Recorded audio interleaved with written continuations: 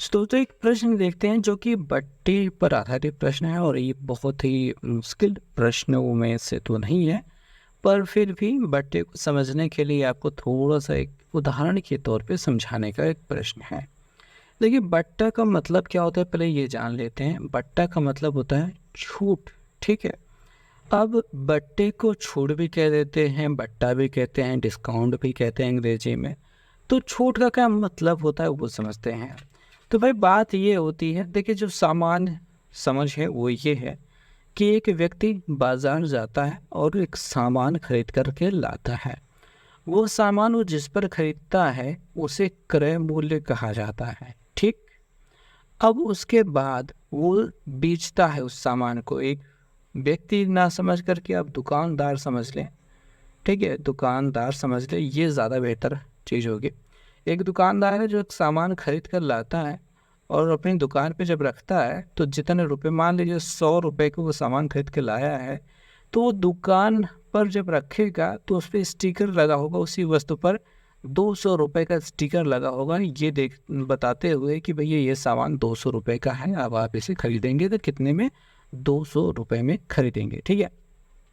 तो ये जो लिख कर रखा जाता है उसे कहते हैं अंकित अंकित मूल्य। अब बात ये होती है कि जब आप जाते हैं वहाँ पे मोल भाव करते हैं तो आदमी कहता है कि चलो ठीक है भैया, हम तो आए, यही वाला सामान जो है ये सेम सामान वही है, अब कुछ कम कर देते हैं। कितना कम कर देते हैं? कभी 10% कम कर देता है, कभी 20 कर देता है, कभी 15 कर देता है, अपनी मर्जी के आधार पर वो कम करता है। तो ये जो छूट दे रहा है, किस पे छूट दे रहा? अंकित मूल्य पर, क्रय मूल्य पर नहीं। अंकित मूल्य पर जो छूट दे रहा है उसी को छूट कह लेते हैं, या फिर बट्टा कह लेते हैं, या अंग्रेजी में डिस्काउंट कह लेते हैं। तो इतनी बात आपने समझ ली। तो छूट, अब कई बार क्या होता है कि एक ही बार दिया जाता है और कुछ बार होता है 2 बार दिया जाता है। जैसे कि हम कहें कि 20% की छूट है, प्लस 20% की छूट है, प्लस 20% की छूट है। ऐसे 3 बार 20% की छूट है। तो लगता है कि ये 60% की छूट है, पर असल में ये 60% की छूट नहीं आती है, ये थोड़ी-सी कम छूट होती है। थोड़ी क्या, बहुत कम छूट हो जाती है, ठीक है? ये 60% के बराबर नहीं होती है। इसको मतलब ये कितनी छूट के बराबर होगा, मतलब जोड़ने पे ऐसा लगता है कि ये होगा, लेकिन ऐसा होता नहीं है। तो कितनी छूट के बराबर होता है, जिसमें जिसको समतुल्य बट्टा या समतुल्य छूट भी कहा जाता है। तो ये भी एक प्रकार के प्रश्न इसमें आते हैं। तो अब हम समझ लेते हैं पहले इस प्रश्न को, उसके बाद फिर हम छूट पर आगे बढ़ेंगे, ठीक है? तो प्रश्न में क्या कहा गया है कि महेश ने 300 रुपये में घड़ी खरीदता है तथा उसे बेच देता है। वह महेश ग्राहक को 15% और 6% की क्रमिक छूटें देता है। तो घड़ी का विक्रय मूल्य क्या होगा? तो यहाँ पे देखेंगे जो अंकित मूल्य है उसका कॉन्सेप्ट ही इस सवाल में नहीं आया। तो जो चीज़ें ना आए उन पर ध्यान ना दें, मतलब कि महेश क्या करता है कि घड़ी खरीदता है 300 रुपये में। अब ये छूट पे क्यों दे रहा है, पहले इसका कारण समझ लो। कारण ये हो सकता है कि उसको घड़ी पसंद ना आई हो, ठीक है? या फिर उसको कुछ खराबी उसमें दिखाई दे रही हो और वो सोच रहा है कि कम पैसा लगा करके कैसे भी कैसे निकाल दें। अब महेश अगर दुकानदार है तब ये बेवकूफ़ी कर रहा है कि 300 रुपये का सामान खरीदे और 15-6% के छूट दे करके बेच दे रहा है, तो दिक्कत वाली बात हो जाएगी। खैर, लेकिन सामान जब निकालना रहता है, नहीं बिक रहा होता है, तो छूट दे करके निकाल देते हैं। ऐसा आपने अक्सर देखा होगा। पहले तो दाम बढ़ा के लिखते हैं, फिलहाल यहाँ पे इन्होंने दाम नहीं बढ़ा के लिखा है। अब छूट किस प्रकार से हो रही है वो समझते हैं।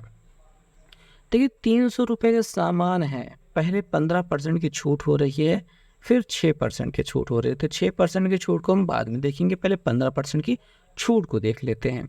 तो 300 का अगर हम 15% निकालना चाहेंगे तो ये 15 तियाँ 45 रुपये की छूट ये पहले दे रहे हैं, ठीक? तो 45 रुपये की छूट दे रहे हैं, ये छूट है। छूट देने के बाद कितना हो जाएगा विक्रय मूल्य, अगर ये देखना होगा। देखिए, विक्रय मूल्य, अब ये विक्रय मूल्य ये वाला नहीं है जो आपसे पूछा जा रहा है। क्यों ये नहीं है? क्योंकि अभी 15% की छूट हमने प्रयोग की है। उसके बाद जब 300 का 15% 45 आ गया, तो 45 को 300 में से हम घटा देंगे। अब ऐसे में हमें विक्रय मूल्य दिखाई देगा, यानी 300 में हम घटा देंगे 45 को, तो 10 में से 5 गए 5 और 9 में से 4 गए 5 और यहाँ पे बचा 2। अब 255 रुपये दाम हो रहे हैं। और अब आप इसमें ग्राहक जो था उसने और ज़िद की यार और कम कर दो, तो महेश ने क्या किया कि पहले तो 15% की छूट दे दिया था, अब 6% की छूट कह रहा है और दे देते हैं, चलो लो 6% की छूट और दे देते हैं। तो भैया अभी दाम 255 चल रहा था, तो 255 का 6% फिर से छूट दिया गया है। 6 पंच 30 हासिल लेके 3, 6 पंच 30 3 33 हासिल लेके 3 और 6 दूनी ये 12 3 15 इतना हो गया है। और बटे 100 तो है ही, एक ही जीरो कट जाएगा, इससे भाग करेंगे तो 15.3 आ जाएगा। तो ये हो गया छूट। दूसरी बात जो 6% की छूट हो रही है वो इतने रुपए की छूट दे रहे हैं। अब इतने रुपए की छूट को 255 में से घटा देंगे, 255 दिखाई दे रहा है, इसमें से 15.3 को घटा देंगे, दशमलव लगा जीरो बढ़ाओ, 10 में से 3 गए 7, ठीक है, दशमलव हो गया।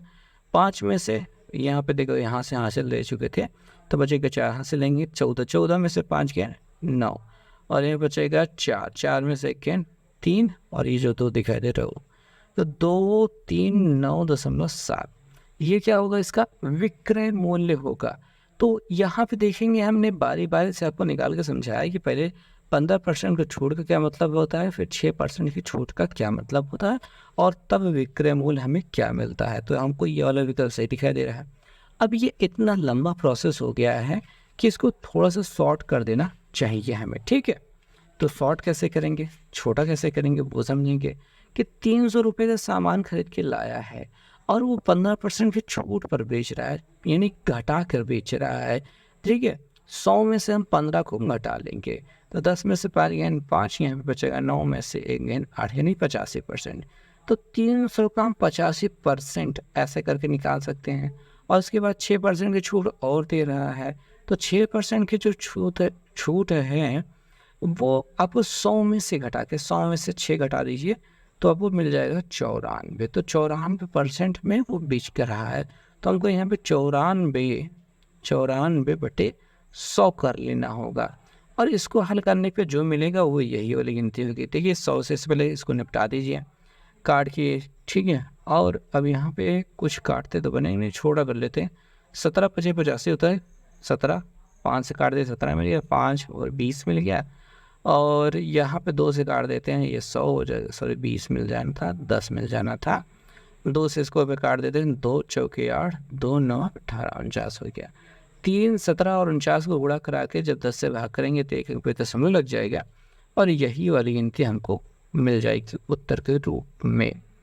एक और काम किया जा सकता है, फिलहाल आप इसको कैलकुलेशन कर लीजिए। 3 गुणते हमको 17 दिखाई दे रहा है, गुणते 49 दिखाई दे रहा है, बटे हमको तो यहाँ पे 10 दिखाई दे रहा है, ठीक है। बस इतना सा है, इन सबको गुणा कीजिए और एक अंक पे दशमलव लगा दीजिए, उत्तर हो जाएगा। अच्छा, इसको एक और तरीके से किया जा सकता है। यहाँ पे देखिए समतुल्य बट्टा तुल्य बट्टा जो होता है वो भी हम निकालना देख लेते हैं। देखिए आपने सूत्र पढ़ा होगा +-x +-y ++-x गुणते +-y बटे 100। ये वाला फार्मूला हर मतलब बहुत जगह पे लगता रहता है, तो यहाँ पे भी वही ये लगेगा। तो पहले तो 15% की छूट थी, फिर 10% की छूट थी, तो वही दोनों चीज़ों को यहाँ में हमको रखना होगा। देखिए 15% की छूट और 6% की छूट है, तो यहाँ पे रखते हैं और आगे बढ़ते हैं। कैसे, तो ये -15 हो गया, माइनस ही रहेगा ये 6 और प्लस लगेगा यहाँ पे -15 गुणते -6 बटे 100 हो जाएगा। तो ये दोनों लोग माइनस में आए तो 15 × 6 = 21 -21 और यहाँ पे माइनस प्लस हो जाएगा, यहाँ पे प्लस माइनस प्लस हो जाएगा और 15 × 6 = 90 बटे 100 दिखाई देगा। एक ही जीरो काट दीजिए और इसको भाग करेंगे तो -21 यहाँ पे +0.9 मिल जाएगा, ठीक है। अब इसमें से जब इसको घटाएंगे, कुल मिला के घटाना होगा ही, 21 में से 0.0 बढ़ा, 10 में से 9 गेन 1, यहाँ पे बचेगा 0 हो जाएगा और ये 2 हो जाएगा। तो 20.1% की छूट मिल रही है, 20.1% की छूट मिल रही है।